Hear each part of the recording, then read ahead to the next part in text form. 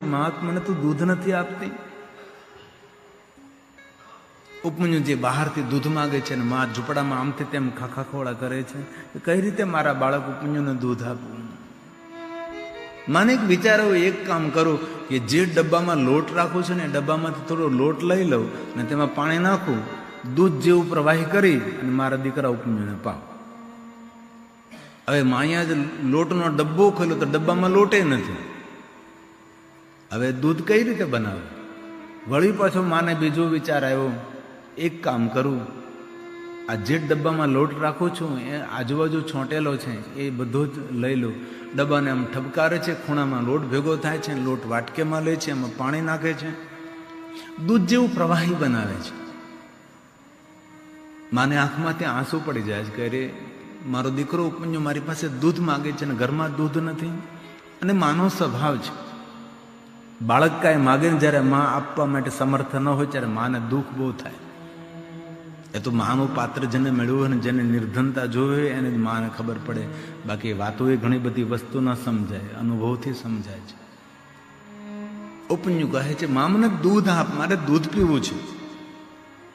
લોટમાંથી બનેલું દૂધ કટોરી ભરી વાટકે ભરી માં તપસ્વીની દેવી બહાર નીકળે છે. આંખમાં આંસુ છે. દીકરા ઉપમન્યુને ખબર ન પડે એટલે માં પોતાની આંખમાંથી આંસુ લૂછી નાખે છે.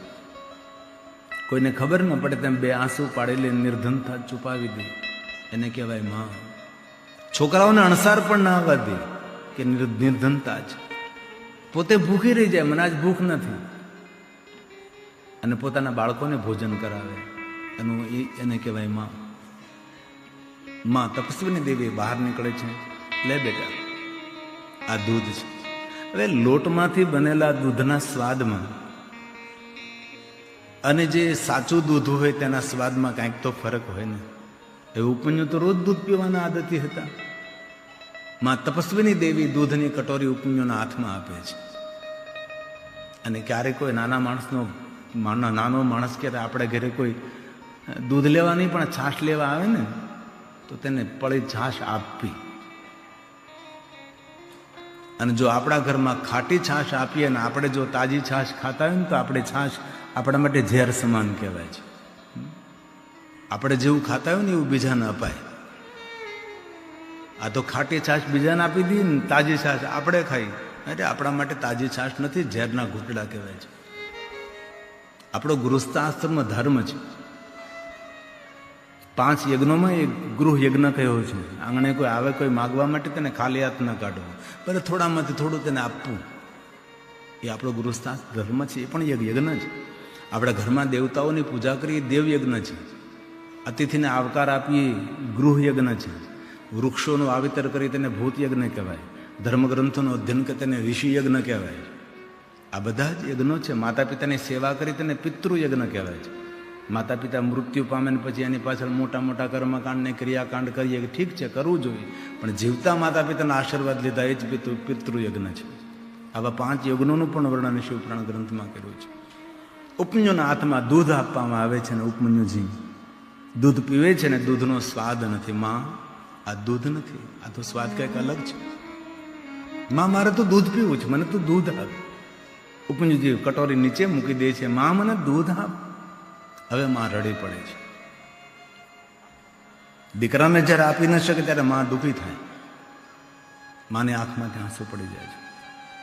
હવે ઉપમન્યુ તો હજી નાનકડો છે, ઊભો થાય છે, કટોરી નીચે મૂકી દે છે અને પોતાના નાનકડા હાથ વડે પોતાની માના આંખના આંસુ લૂછે છે.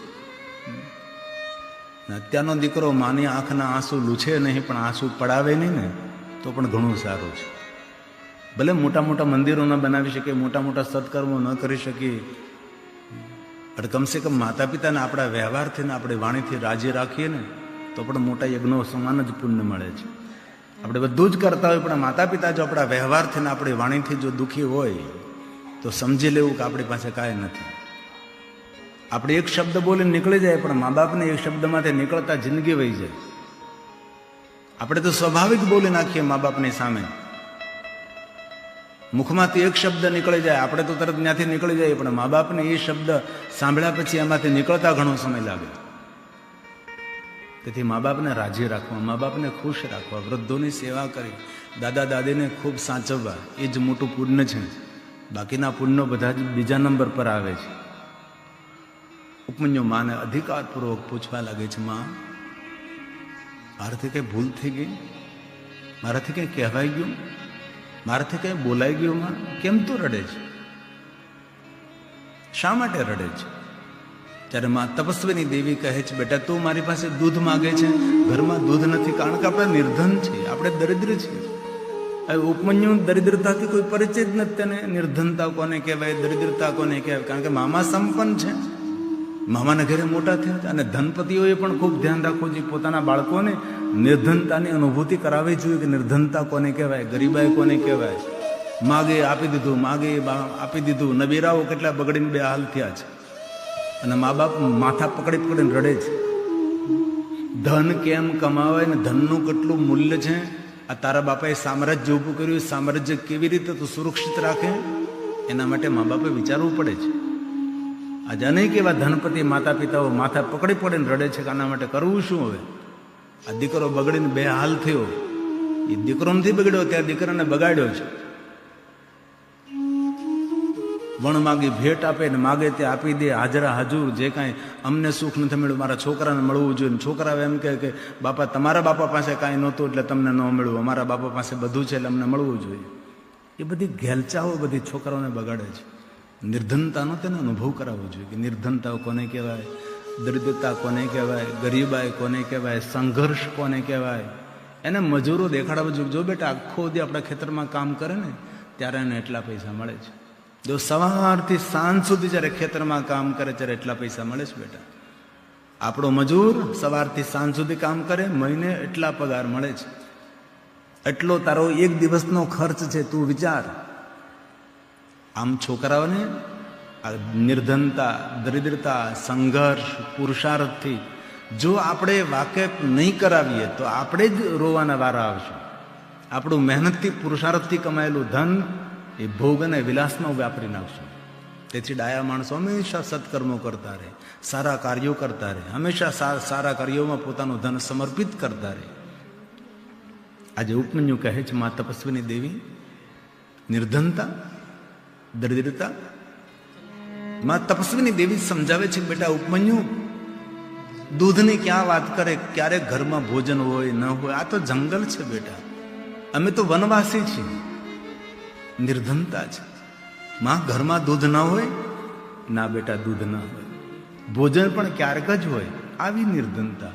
અને થોડા સમય પહેલા પાછળ જઈએ આપણે કે 30 વર્ષ કે 35 કે 40 45, અભાવ બહુ જ હતો, બહુ જ લોકો ભૂખ્યા રહી જતા હતા. એ તો હવે બધું આ જાહો જલ્દી દેખાવા લાગી છે. સમાજ પરિવર્તન થયો છે. માં તો મને કહે તો નિર્ધનતા કેવી રીતે દૂર થાય? તો મને કોઈ યુક્તિ દેખાડ. હું શું કરું તો આપણા ઘરની નિર્ધનતા જાય? માં તું રોતી રહે ને હું તારા આંસુ જોતો રહું તો માં મારો પુત્ર ધર્મલાજ. ઘરની નિર્ધનતા દૂર કરવી એ મારું કર્તવ્ય છે. માં તારી દરિદ્રતા અને નિર્ધનતાને દૂર કરવું એ જ મારો ધર્મ છે. માં મન તો માર્ગદર્શન આપ, હવે મારે શું કરવું જોઈએ? ત્યારે ભગવાન વેદવ્યાસજી શિવ મહાપડ ગ્રંથમાં કહે છે, મા તપસ્વીની દેવી ખૂબ રાજી થાય છે. શુભ વિચારિતા તાત. માં એમ કહે છે, બેટા તાત મતલબ દીકરો, બાપ, તારો સુંદર વિચાર છે. આનાથી મોટો વિચાર કેવો હોઈ શકે છે? નિર્ધનતાને દૂર કરવી તો ભજ સાંબ સદાશિવ, ભજ સાંબ સદાશિવ. માં બોલે છે, માં ખૂબ રાજી થાય છે. કેટલો સુંદર તારો વિચાર છે. બાળકના સુંદર મધુર વાક્યો સાંભળતા માં તપસ્વીની દેવી કહે, તારો શુભ વિચાર છે. શુભમ વિચારિતમ તાત ત્વયા મત્પ્રીતિવર્ધનમ. માં કહે છે, એક તો મને તારા ઉપર પ્રેમ હતો, એમાં તારા શુભ વિચારોથી મારો પ્રેમ તારા પ્રત્યે વધી ગયો છે. આવું માં તપસ્વીની દેવી કહે છે. બાળક કોઈ સારું કામ કરે એટલે સ્વાભાવિક છે માને એના પ્રત્યે માન થાય, મા બાપ એના પ્રત્યે ખૂબ રાજી થાય. તેથી કહ્યું, તવ્યા મત પ્રીતિ વર્ધનમ, મારો પ્રેમ તારા પ્રત્યે વધવા લાગ્યો છે બેટા, હવે વિલંબ નહીં કરતો. વેલમ એટલે વાર નહીં લગાડ, અત્યારે જ તો મહાદેવની સાધના કરવા માટે નીકળી જાય. આમાં તપસ્વીની દેવી પોતાના દીકરાને કહે છે, વિલંબમ મા કૃપા સ્વમ હિ ભજ સાંબમ સદા શિવમ ભજ સાંબમ સદા શિવમ. તું ભગવાન શિવજીનું ભજન કર બેટા, મહાદેવને તું યાદ કર. શિવજી એક જ એવા દેવ છે કે જગતના કરતા હરતા સંહારતા, શિવ પરમ કારણ રૂપમ. કારણ સ્વરૂપ ભગવાન શિવ છે. આ જગતનું બધું સર્જન કરનારા ભગવાન મહાદેવ, દરેકના ભાગ્યને ઘડનારા ભગવાન સ્વયં મહાદેવ છે. સાંભળ બેટા, દુનિયાના બધા દેવતાઓ ભગવાન શિવના ચરણોમાં બેસે છે. દુનિયાના બધા દેવતાઓ ભગવાન શિવની ભક્તિ કરે છે. બ્રહ્માદ્યા સદસ્યા કિંકરા, બધા જ બ્રહ્માદિ આદિ દેવતા ભગવાન શંકરના સેવકો છે. સર્વ તસ્માત સર્વસ્માદધિકો અસ્ત્યેવ શિવ પરમ કારણમ તત્કૃતમ હિ જગત સર્વમ. માં તપસ્વીની દેવી બોલે છે, બ્રહ્માદ્યસ્તસ્ય કિંકરા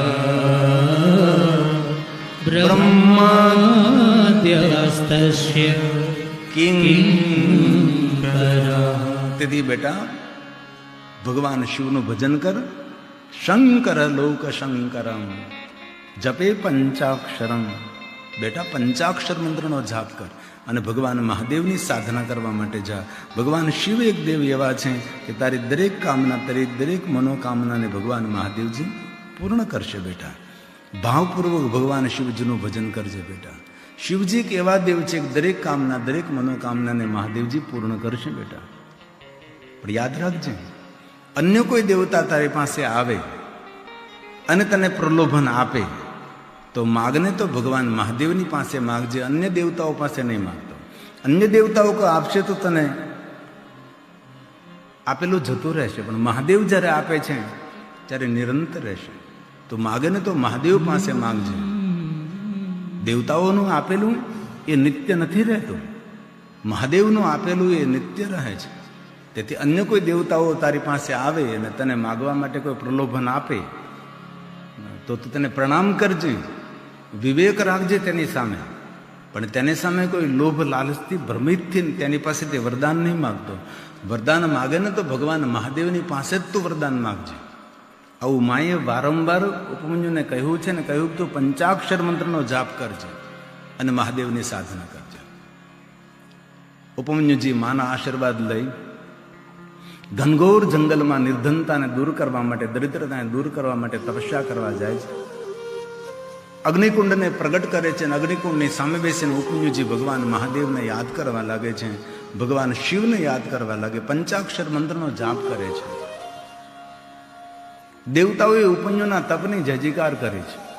આવું કઠિન તપ આટલી નાનકડી ઉંમરે દેવતાઓનો જયજયકાર સાંભળતા ભગવાન મહાદેવજી કૈલાસથી જ્યાં ઉપમન્યુજી તપ કરતા હતા ત્યાં આવે છે. દૂરથી મહાદેવ જોવે છે તો ઉપમન્યુના તપથી ભગવાન શિવ પ્રસન્ન થાય છે. મહાદેવ ઉપમન્યુને દર્શન આપવા માટે જાય છે. એ પહેલા મહાદેવને થયું કે આ ઉપમન્યુની થોડી ભક્તિની પરીક્ષા કરું કે મારા પર કેટલો દ્રઢ ભરોસો છે, કેટલો મારા પર વિશ્વાસ અને શ્રદ્ધા ધરાવે છે. તેથી ભક્તિની પરીક્ષા કરવા માટે ભગવાન મહાદેવ સ્વયં દેવરાજ ઇન્દ્રનું રૂપ લે છે. ઇન્દ્રનું રૂપ લઈને ભગવાન મહાજીવજી ઐરાત પર થઈને દેવતાઓની સાથે, દેવગણોની સાથે ભગવાન મહાદેવ ઠાઠમાઠ સાથે ઉપમન્યુની સામે જાય છે. ઉપમન્યુ, હું દેવરાજ ઇન્દ્ર છું, તારી નિર્ધનતા દૂર કરવા માટે તો મહાદેવની સાધના કરે છે. હવે મહાદેવ પાસે શું છે તને આપી શકે છે? મારી પાસે વૈભવ છે, સોનું, ચાંદી, હીરા, મોતી, તું જે માગે બધા જ વરદાનો તને હું આપી શકું છું. ઉપમન્યુ પ્રણામ કરે છે. ઇન્દ્ર દેવતા, મારા પ્રણામનો સ્વીકાર કરો. માગું તો હું મહાદેવની પાસે માગું. હું તો ભગવાન મહાદેવનો ભક્ત છું, હું તો શંકર ભગવાનની ઉપાસના કરું છું. ઇન્દ્રદેવ, આપ મારા તપમાં વિક્ષેપ શા માટે કરો? અરે હું તો તને વરદાન આપવા માટે આવ્યો છું. તારી માતાએ તને કહ્યું છે કે નિર્ધનતાને દૂર કરવા માટે મહાદેવનું આરાધન કર. તો નિર્ધનતા દૂર કરવી હોય તો હું પણ તારી નિર્ધનતાને દૂર કરી શકું છું.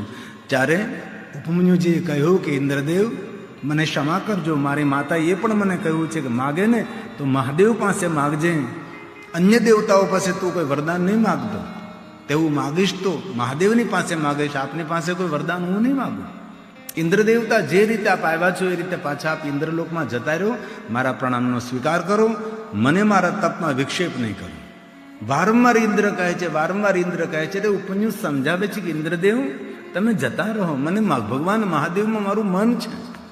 અને ભગવાન મહાદેવની પાસે જ વરદાન માગે છે, કારણ કે મારી માતાને મેં વચન આપ્યું છે કે માગીશ તો હું મહાદેવની પાસે માગીશ, અન્ય કોઈ દેવતાઓની પાસે હું નહીં માગું. તેથી આપ ઇન્દ્રદેવ આપ જાઓ. ત્યારે ઇન્દ્રદેવ જતા નથી. વારંવાર ઇન્દ્રદેવ કહે છે કે ઉપમન્યુ એકવાર તો મારી પાસે માગ. ત્યારે ઉપમન્યુ કહે છે ઇન્દ્રદેવ મેં એકવાર તો કહ્યું કે હું મહાદેવનો ભક્ત છું, માગીશ તો મહાદેવ પાસે માગીશ. ઇન્દ્રદેવ સાંભળો, હવે જો તમે મારા તપમાં વિક્ષેપ કરશો અને મને પ્રલોભનમાં રાખશો, હવે હું આ અગ્નિકુંડમાંથી ભસ્મને અભિમંત્રિત કરીશ, તમને બાળીને ભસ્મ કરી દઈશ. મારી પાસે તપનું બળ છે, આપ અહીંથી જતા રહો, મારા તપમાં વિક્ષેપ કરીને મારા મનને ભ્રમિત નહીં કરો. ત્યારે ઉપમન્યુજી હાથમાં ભસ્મ લે છે, ઇન્દ્રદેવ જતા નથી. ત્યારે વારંવાર કહે છે ઇન્દ્રદેવ તમે જાઓ. અને હવે ઇન્દ્રદેવ કે એકવાર તો મારી પાસે માગ. પણ ઉપમન્યુ ઇન્દ્રદેવ પાસે વરદાન નથી માગતા, દ્રઢ ભક્તિ દેખાડે છે. જ્યારે હાથમાં ભસ્મ લઈને ઇન્દ્ર ઉપર છોડવાની તૈયારી કરે છે, તો ઇન્દ્રના રૂપમાંથી ભગવાન મહાદેવજી ઉપમન્યુને દર્શન આપે છે અને કહે છે કે હે ઉપમન્યુ, હું તો તારી ભક્તિની પરીક્ષા કરતો હતો, તને મારાથી શું જોઈએ, કેટલું મારા પર તને ભરોસો છે. ઉપમન્યુ વરદાનમાં. ત્યારે ઉપમન્યુજી ભગવાન શિવની સુંદર સ્તુતિ કરે છે. અને ભગવાન મહાદેવ પ્રગટ થતા ઉપમન્યુજી મહાદેવ પાસે એક પણ વરદાન નથી માગતા, કારણ કે ભગવાનનું દર્શન થયું એટલે માગવાની જે વૃત્તિઓ હતી એ વૃત્તિઓ બધી શાંત થઈ ગઈ. હવે ઉપમન્યુજી ભગવાન શિવની પહેલા સ્તુતિ કરે છે, મહાદેવજી મારા તપનું ફળ આપ મારા સામે પ્રગટ થયા, મહાદેવ મારા સ્તુતિનો સ્વીકાર કરો. ઉપમન્યુ સ્વયં મહાદેવની સુંદર સ્તુતિ કરે છે. અને ઉપમન્યુ બોલે છે પ્રસીદ દેવ દેવેશ. ભગવાન મહાદેવ આપ દેવ નથી, આપ દેવોના પણ દેવ છો, મારા પ્રણામને સ્વીકાર કરો. પ્રસીદ પરમેશ્વર. તમારે જો મને વરદાન આપવું તો એક જ વરદાન મને આપો, મને તમારી ભક્તિ આપો. ઉપમન્યુજીએ મહાદેવ પાસે પોતાની ભક્તિ માગી છે. સ્વભક્તિ દેવી પરમા દિવ્યામવિચારિણી. કોઈ સામાન્ય ભક્તિ નહીં, મને દિવ્ય ભક્તિ આપો. અને એવી ભક્તિ મને આપો અવ્યભિચારિણી, જે ભક્તિમાં કોઈ માગવાની મારી ઈચ્છા જ ન જન્મે, એવી ભક્તિ મને જોઈએ છે. મોક્ષ અને મુક્તિની પણ હું ઈચ્છા ન કરું, આવી ભક્તિ મને જોઈએ છે. તમારી પાસેથી કોઈ વસ્તુ લેવાની મને ઈચ્છા ન થાય, આવી ભક્તિ મને જોઈએ છે. કોઈ સામાન્ય ભક્તિ નહીં, દિવ્ય ભક્તિ. ઉપમન્યુજી ભગવાન શિવને કહે છે દિવ્યમ દિવ્યામ વ્યભિચારિણી. દિવ્યામ વ્યભિચારિણી. આપણે જો ભક્તિ કરીએ પણ કેવી ભક્તિ કરીએ, આપણી ભક્તિમાં ભગવાન પાસે કાંઈનું કાંઈ લેવાની ઈચ્છા હોય છે, આપણી બધી જ કામનાઓની પૂર્તિ કરવાની ઈચ્છા હોય છે. કોઈ પણ વસ્તુ આપણી પાસે ભગવાન પાસે લેવાની ઈચ્છા, તો મોક્ષ અને મુક્તિની ઈચ્છા હોય. પણ ઉપમન્યુ ભગવાન મહાદેવને કહે છે મને દિવ્ય ભક્તિ આપો, અવ્યભિચારની ભક્તિ આપો. મારી ભક્તિમાં તમારી પાસે લેવાની કોઈ પણ દૂર દૂર સુધી કોઈ ઈચ્છા ન થાય, આવી ભક્તિ મને જોઈએ છે. હવે ઉપમન્યુજી ગયા હતા દૂધ લેવા માટે, નિર્ધનતાને દૂર કરવા માટે, પણ ભગવાન જ્યારે સામે ઉપસ્થિત થાય ત્યારે ઉપમન્યુની માગવાની જે વૃત્તિઓ હતી બધી જ વૃત્તિઓ શાંત થઈ જાય છે. અને જેને ભગવાનની ઓળખાણ થાય, ઓળખ થઈ જાય, તેને માગવાની વૃત્તિઓ બધી શાંત થઈ જાય. જ્યાં સુધી ભગવાનની પાસે આપણે માગતા રહીએ સમજી લેવાનો ભગવાન આપણાથી બહુ દૂર છે. જ્યારે માગણી બધી જ શાંત થઈ જાય, માગવાની કોઈ દૂર દૂર સાથે વૃત્તિ ન રહે, એ સમયે ભગવાનની ઝાંખી થઈ કહેવાય છે. હવે ઉપમન્યુજી મહાદેવને કહે છે ભગવાન મારી સ્તુતિનો સ્વીકાર કરો. ઉપમન્યુ સ્વયં મહાદેવની સ્તુતિ કરે છે. દેવ દેવ મહાદેવ. આ બધા શબ્દો ઉપમન્યુજી બોલે છે અને ભગવાન શિવની સ્તુતિ કરે છે. આ બધા શ્લોકો શિવ મહાપણ અંતર્ગત છે.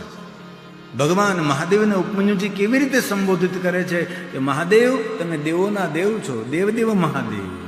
દેવ દેવ મહાદેવ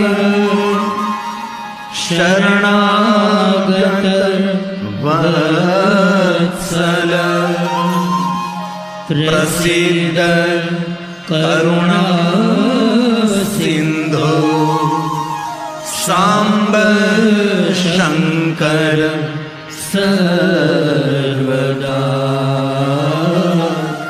સાંબ શંકર સર્વદા. સાંબા સાથે ભગવાન શંકરજી હું તમને પ્રણામ કરું છું. ઉપમન્યુની ભગવાન મહાદેવ પાસે કાંઈ ન માગ્યું. ગયા હતા માગવા માટે, મનોકામના પૂર્તિ કરવા માટે, નિર્ધનતાને દૂર કરવા માટે, ધન અને વૈભવ માગવા ગયા હતા. ઘરમાં નિર્ધનતા હતી, નિર્ધનતાને દૂર કરવી હતી એટલે મહાદેવની સાધના ઉપાસના કરતા હતા. પણ જ્યારે ભગવાન મહાદેવનું પ્રાગટ્ય થાય છે ત્યારે ઉપમન્યુના જે ચેતમાં જે માગવાની વૃત્તિઓ હતી એ બધી શાંત થઈ ગઈ.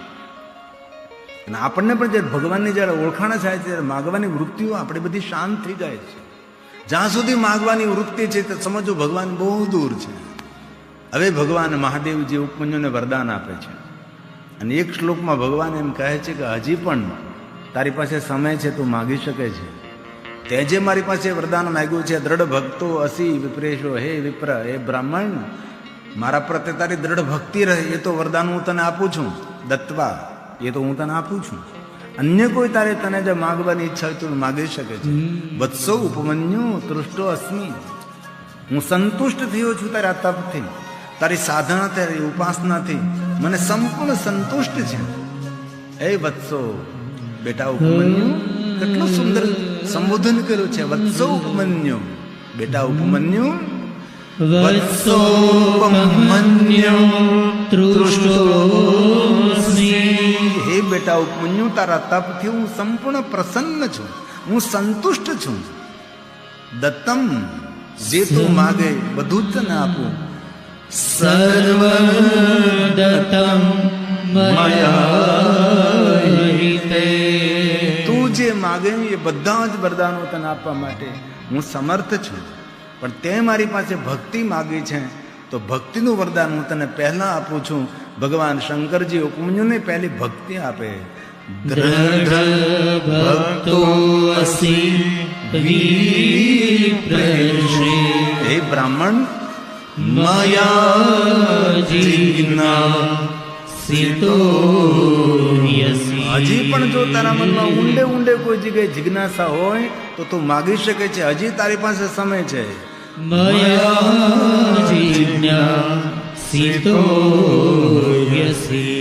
હજી પણ તું માગ, તારી પાસે સમય છે. પણ ઉપમન્યુએ ભગવાન મહાદેવ પાસે એક પણ વરદાન ન માગ્યું. આ ઉપમન્યુની કેટલી મહાદેવ પ્રત્યે દ્રઢ ભક્તિ છે. હવે મહાદેવજી કર્મશ ઉપમન્યુને વરદાન આપે છે. પહેલું વરદાન આપે છે અજર, તને વૃદ્ધાવસ્થા નહીં આવે. બીજું વરદાન આપે છે અમર.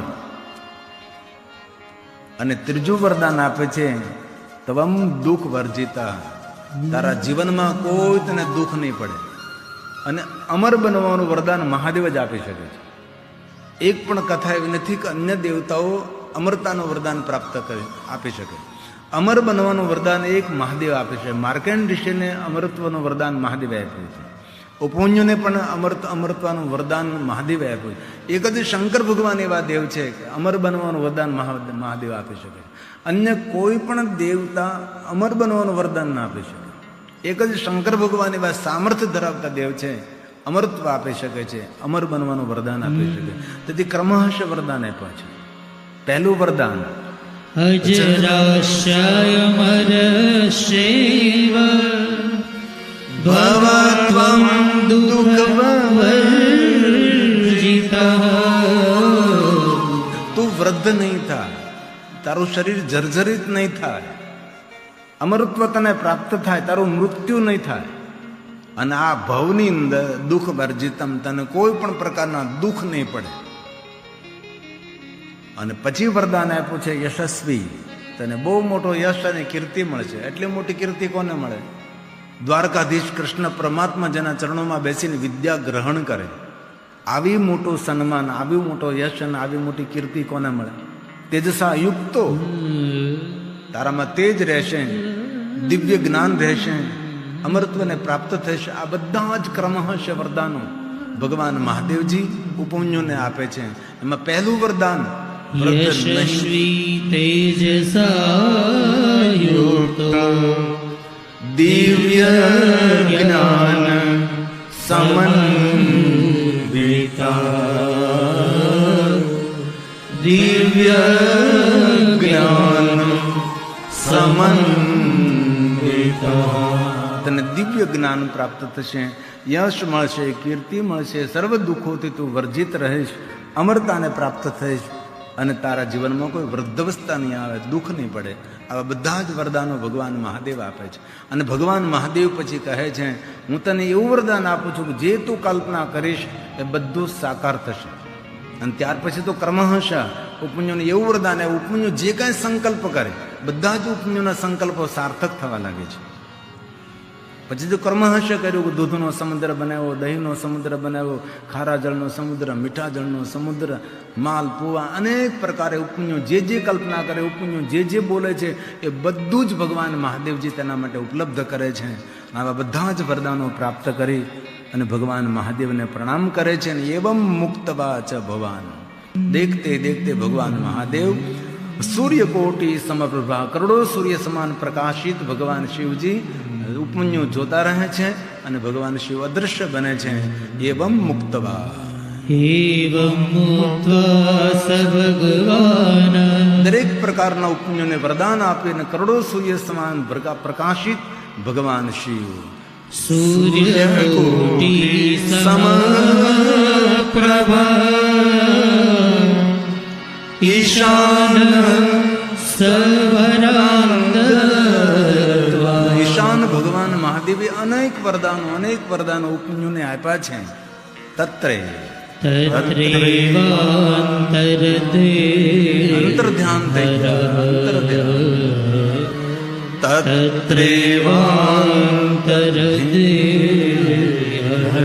ભગવાન શિવ ત્યાંથી અંતર્ધ્યાન થાય છે.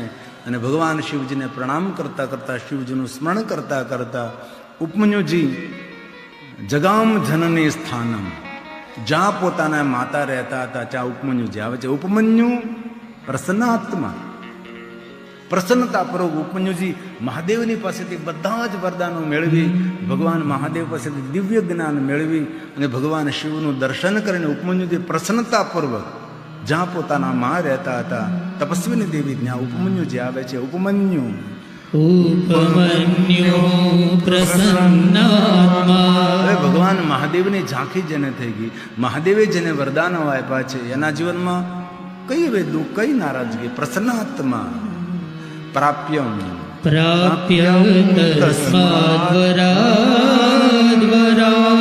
એ વરદાનની અનેક વરદાનો લઈને ઉપમન્યુજી આવ્યા છે. પોતાની માને પ્રણામ કરે છે.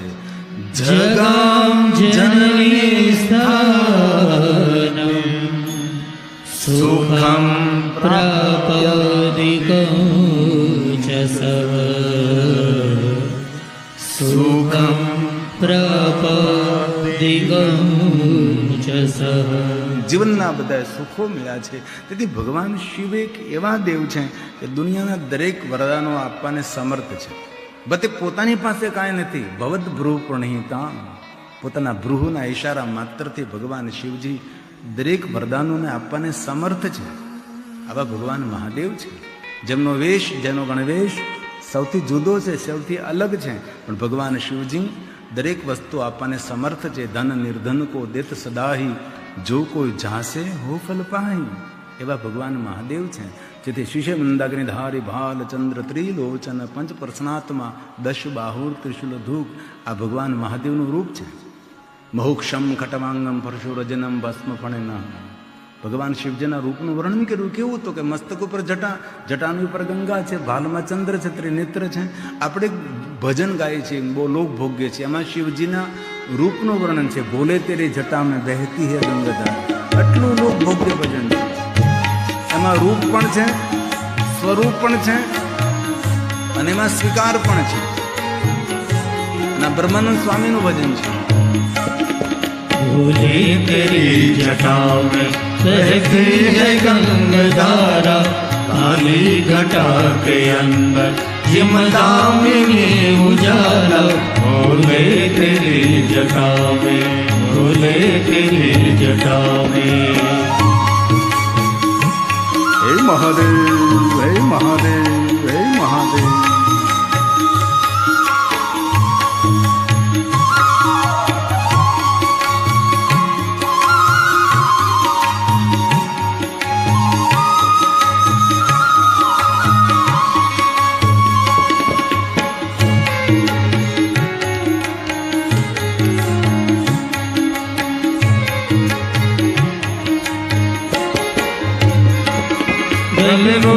माल राजे शशिबाल में विराजे।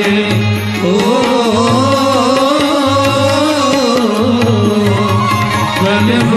माल राजे शशिबाल में विराजे, शशिबाल में विराजे।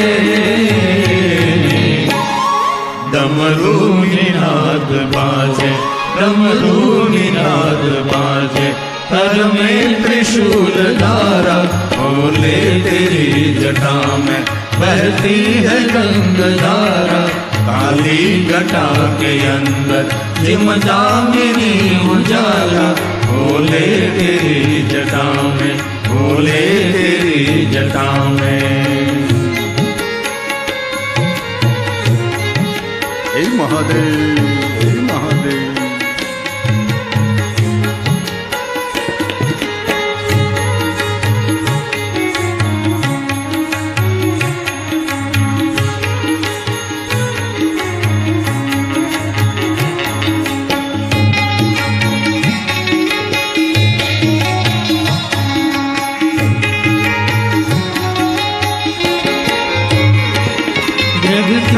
तेज राशि कटिबंध लाग फांसी। ओ प्रगति न तेज राशि कटिबंध नाग फांसी, कटिबंध नाग फांसी। गिर जाए संग दास, गिर जाए संग दास। सब विश्व के आधारा, भोले तेरी जटा में बहती है गंगाधारा। काली घटा के अंदर जिमदामिनी उजाला। भोले तेरी जटा में, भोले तेरी जटा में। हे महादेव, हे महादेव, हे महादेव.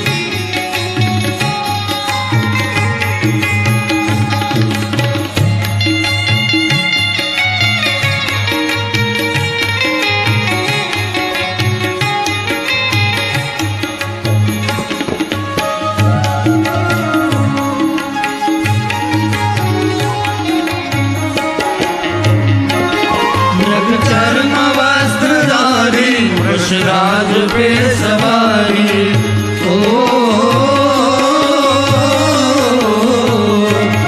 मृग चर्म वस्त्रधारी वृषराज पे सवारी, वृषराज पे सवारी।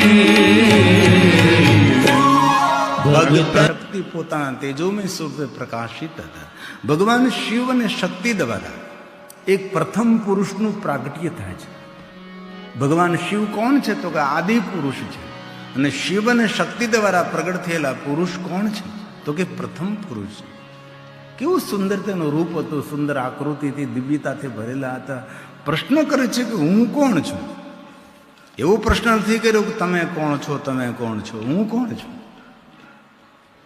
કરોડો સૂર્ય સમાન પ્રકાશિત સ્વયંભૂ તેજોમય સ્વરૂપે ભગવાન આદિ શિવ, આદિ પ્રકૃતિ, આદ્ય શક્તિ પ્રશ્ન કરે છે કે હું કોણ છું? ત્યારે શિવ અને શક્તિ કહે છે નિરાકારમાંથી પ્રગટ થયેલા આદિ પુરુષ, આદિ પ્રકૃતિ, આદિ શિવ, આદિ શક્તિ. અમારા દ્વારા આપનું પ્રાગટ્ય થયું છે. સાંભળો, અમે તમારું નામ કહીએ છીએ. ત્યારે સ્વયં શિવ અને શક્તિ સાથે બોલે છે, वैष्णवती व्यापक तुम्हारे, व्यापक होने के नाते आपका नाम विष्णु रहेगा. વ્યાપક હોવાને કારણે તમારું નામ વિષ્ણુ રહેશે. હજી સૂર્ય નથી, ચંદ્ર નથી, ગ્રહ નથી, તારા નથી, નક્ષત્ર નથી, કોઈ સરિતા નથી, કોઈ સાગર નથી, કોઈ પેડ નથી, કોઈ પહાડ નથી, કોઈ જીવ નથી, કોઈ જંતુ નથી. જે આપણી આંખો દ્વારા જોઈએ એક પણ વસ્તુનું સર્જન થયું નથી. એ સમયે ઘનઘોર અંધકારમાં સ્વયંભૂ પ્રકાશિત ભગવાન શિવ અને શક્તિ દ્વારા આ પ્રથમ પુરુષ પ્રગટ થાય છે. અને પ્રથમ પુરુષનું નામ શું? શિવ અને શક્તિ બોલે છે. વૈષ્ણવતી વ્યાપકત્વાતે, વ્યાપક હોવાને કારણે તમારું નામ વિષ્ણુ રહેશે. આ નામ મોટી ખ્યાતિને પ્રાપ્ત થશે. વર્તમાન યુગમાં ભગવાન વિષ્ણુ નામથી મોટી ખ્યાતિ કોને હોઈ શકે? હજી ભગવાન મહાદેવે જગતનું સર્જન નથી કર્યું. એ સમયે સ્વયં ભગવાન શિવજી બોલે છે કે આ નામ મોટી ખ્યાતિને પ્રાપ્ત થશે. નામ ખ્યાતમ ભવિષ્યતિ. અને સાંભળો, આ તમારું નામ તો મોટી ખ્યાતિને પ્રાપ્ત થશે, પણ બહુને નાની નામાનું યુગે યુગે તમારું પ્રાગટ્ય થશે. અને યુગે યુગે અલગ અલગ નામોથી તમે પ્રકાશિત થશો. બહુને નાની નામાની, અનેક નામોથી જગતની અંદર તમે પ્રસિદ્ધ થશો. અને જે કોઈ તમારા નામનો પાઠ કરશે તેને જગતના સુખ પ્રાપ્ત થશે. હજી જગત સર્જન નથી થયું એ પહેલા ભગવાન શિવજીએ ભગવાન વિષ્ણુજીને આ વરદાન આપ્યું છે. બહુન્યનાની નામાની ભક્ત સંખ્ય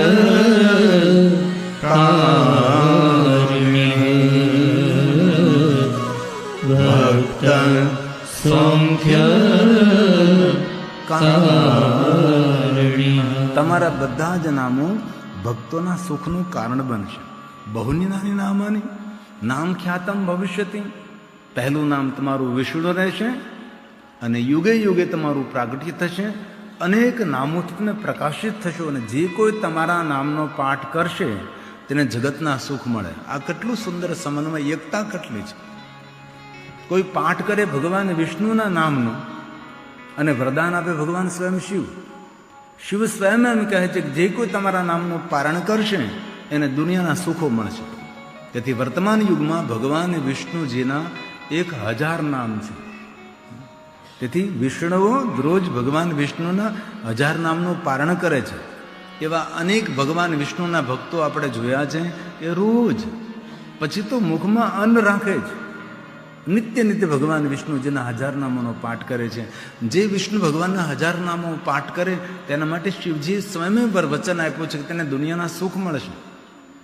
અને જેટલા ભગવાન વિષ્ણુના નામો છે એ બધા જ નામો ભગવાન મહાદેવના મુખમાંથી પ્રગટ થયેલા છે. તેથી ભગવાન મહાદેવજી જ્યારે જ્યારે વિષ્ણુ ભગવાનને મળે છે ત્યારે ત્યારે નવા નામોથી સંબોધિત કરે છે. તેથી ક્યારેક અવસર મળે તો ભગવાન વિષ્ણુજીના 1000 નામનું પારણ કરવું. એવું નથી કે વિષ્ણુ ભક્તો જ કરે, મહાદેવના ભક્તોય પણ વિષ્ણુ ભગવાનના 1000 નામનું પારણ કરે. કારણ કે વરદાન તો મહાદેવે આપેલું છે. ભલે આપણે રોજ ન કરી શકીએ તો આપણે મહિનામાં એકાદશી હોય ત્યારે કરીએ.